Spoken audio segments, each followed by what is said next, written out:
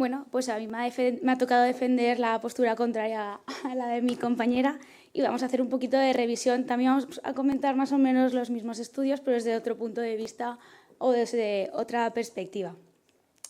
El manejo no antibiótico de la diverticulitis aguda. Sé que puede parecer controvertido, pero sí que existe evidencia y existen resultados y vamos a comentar. Bueno, hablar que la diverticulosis tiene una prevalencia mayor del 50% a partir de los 60 años en la población y de este 50%, pues el riesgo de padecer una diverticulitis aguda a lo largo de la vida es en torno al 4 o 25%. Por tanto, es una enfermedad bastante prevalente. ¿Por qué hablamos de este tema hoy en día? Porque existe un cambio en el paradigma respecto a la forma de actuar frente a la diverticulitis aguda no complicada. La evidencia actual demuestra que es seguro el no uso de antibióticos en unos pacientes determinados. Es muy importante en esta sesión que quede claro que se deberá no dar antibióticos en unos pacientes determinados. Y esto lo que provocaría es una reducción de la resistencia bacteriana, que como sabéis es un problema de salud pública. Disminuiríamos los efectos adversos del antibiótico y los costes sanitarios. ¿Y por qué se está hablando de este tema hoy en día? Pues porque hay un cambio en el paradigma respecto a la etiopatología de la diverticulitis aguda. Antiguamente se pensaba que la diverticulitis era un proceso infeccioso que se derivaba de una microperforación y por tanto necesitaba antibióticos sí o sí y estancia hospitalaria.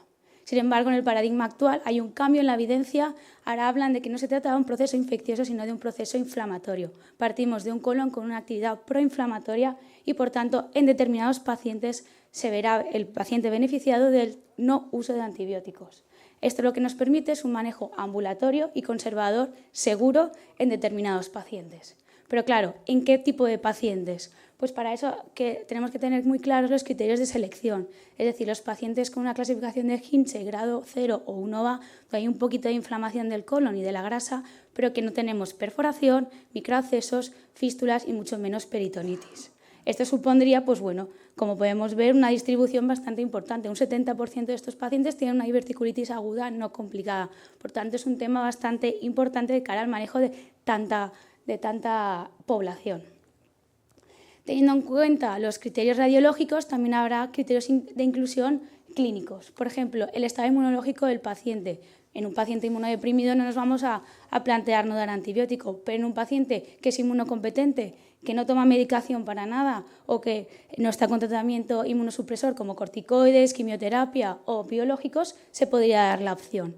Un paciente que tenga en torno a 18 o 80 años y que tenga un buen estado clínico, que esté tolerando, que no tenga fiebre, que tenga un buen apoyo sociofamiliar para ver si en caso de que empeore lo puedan derivar a urgencias y sobre todo, muy importante, que también lo vamos a recalcar mucho en esta sesión, es que tenga un seguimiento estrecho, que nosotros seamos capaces de poder asegurarnos que lo vamos a controlar en las próximas 48-72 horas. Hablamos de una inflamación en un estadio muy leve. Entonces, en unas 48-72 horas, si vemos que no mejora, siempre podemos optar por el tratamiento antibiótico. Teniendo en claro todos estos criterios clínicos de inclusión, pues los de exclusión sería todo lo que no cumple los de inclusión. Por tanto, vamos a ver qué evidencia existe. Hay ensayos clínicos que abogan y que han estudiado, y no hablamos de ensayos clínicos actuales, sino ya hablamos de ensayos clínicos realizados en el año 2012, es decir, no es un tema actual, es un tema que ya hace 12 años se está hablando de que el tratamiento no antibiótico es seguro y es eficaz. Como ha comentado mi compañera, está el estudio ABOD, está el estudio Diabolo, el STAN y también me parece muy interesante recalcar el estudio Dinamo, que es el estudio español y que lo que quería comprobar es el manejo ambulatorio de este tipo de pacientes.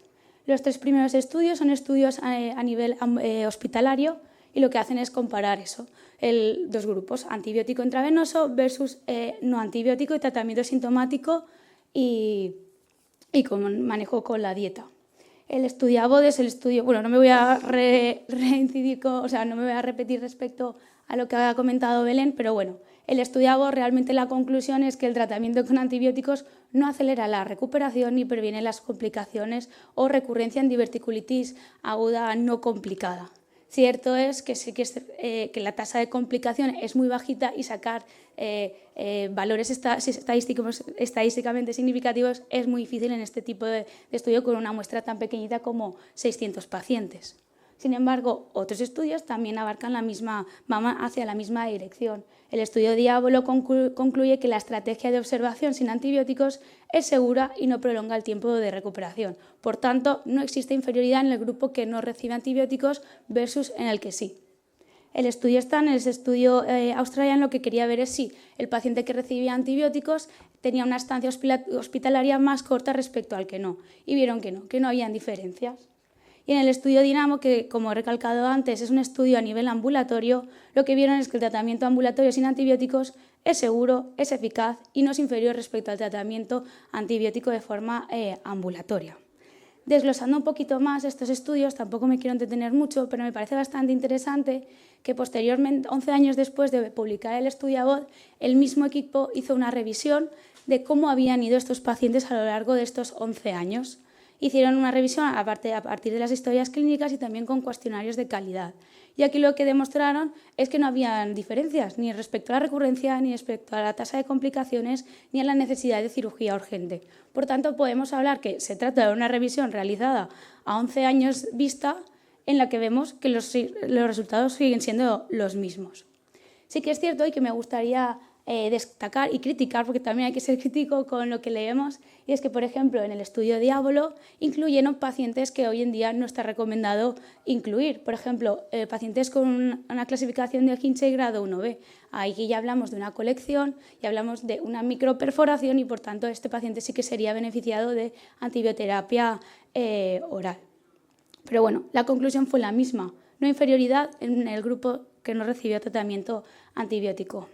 ¿Y qué dicen las sociedades científicas actuales? Pues las sociedades científicas, como ha comentado Belén antes, siguen recomendando esta opción. No dan antibióticos, pero siempre teniendo en cuenta la coletilla de pacientes seleccionados, que son los criterios que hemos comentado. Hablamos de una recomendación con un grado de evidencia 1A, es decir, un máximo grado de recomendación. Por tanto, existe un consenso. Pero claro, ¿qué hacemos con este tipo de pacientes? ¿Qué opciones le podemos dar?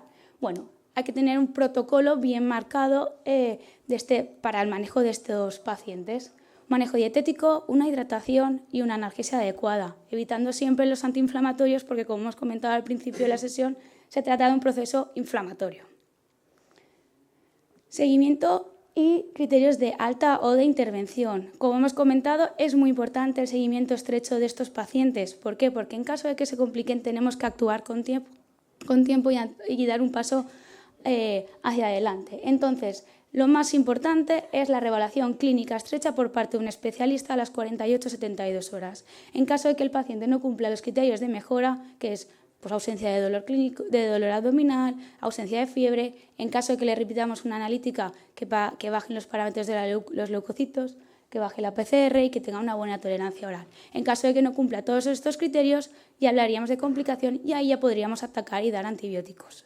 En caso de que notemos que el paciente está con mucho dolor, que tiene peritonismo, pues ya podríamos también hablar de repetir una prueba radiológica. Por tanto, y como para concluir, existe evidencia científica que avala que la opción del tratamiento no antibiótico es una opción segura, es eficaz, se ha determinado que no existe mayor riesgo de recurrencia, de complicación ni necesidad de cirugía urgente.